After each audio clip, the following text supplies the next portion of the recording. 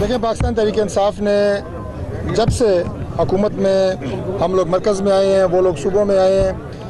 تو انہوں نے بجائے ان وعدوں کی تکمیل کے اور اس منشور کے جو ہر پارٹی الیکشن میں پیش کرتی ہے، اس میں تکمیل کی بجائے انہوں نے سیاست کا ایک وہ اسلوب اختیار کیا جو شاید پاکستان کی سیاست میں کبھی کسی پارٹی نے اس سے پہلے متعارف نہیں کرایا تھا، اور وہ اسلوب ہے گالم گلوچ کا، الزام تراشیوں کا، دنگے فساد کا، دھرنوں کا، اور اداروں کو اور دیگر تمام جو بھی عدالتیں ہیں، معزز جج صاحبان ہیں، ان پہ پریشر ڈالنے کا۔ اس وقت بھی عمران خان نے جو 10 ارب روپے کی پیشکش کا جھوٹ بولا ہے، وہ بنیادی طور پہ جے آئی ٹی کے جو افسران ہیں انہیں دباؤ میں لانے کے لیے، اور جو اس کے بعد جو بھی پینل بننا ہے پاناما لیکس کا، جو کمیشن ہے سپریم کورٹ کا جو بھی پینل بننا ہے، اسے دباؤ میں لانے کے لیے، اور یہ کہنا کہ 10 ارب روپیہ مجھے دیا گیا اور اس کے بعد باقی اداروں کو کتنا دیا گیا ہوگا، یہ ایک دباؤ ڈالنے کا، ایک پریشر ڈالنے کا ایک طریقہ اور ایک حربہ ہے۔ اس کے خلاف جتنی بھی ہمارے پاس لیگل ریمیڈیز ہیں ہم جائیں گے، انہیں بے نقاب کریں گے۔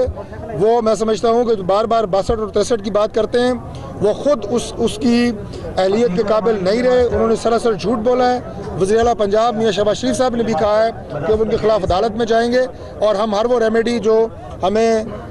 قومی اسمبلی کے اندر اور عدالتی فورم جو بھی ہیں وہ ہم اختیار کریں گے اور انہیں جھوٹا ثابت کریں گے۔ دیکھیں گزارش یہ ہے کہ جو سپریم کورٹ کا اکثریتی فیصلہ ہے ہمیشہ وہی عدالت کا فیصلہ کہا جاتا ہے، مانا جاتا ہے، اور جو فیصلہ ہمارے حق میں آیا ہے اس میں جو 5 آنریبل ججز آف دی سپریم کورٹ ہیں ان کے دستخط موجود ہیں۔ اور ابھی پرسوں جب عمران خان تشریف لے گئے ایک اور کیس کے سلسلے میں سپریم کورٹ، تو وہاں honourable chief justice of supreme court کو یہ بات کہنی پڑی اور باور کرانی پڑی انہیں کہ اختلافی نوٹ دنیا میں ہر کورٹ کے فیصلوں میں آتے ہیں،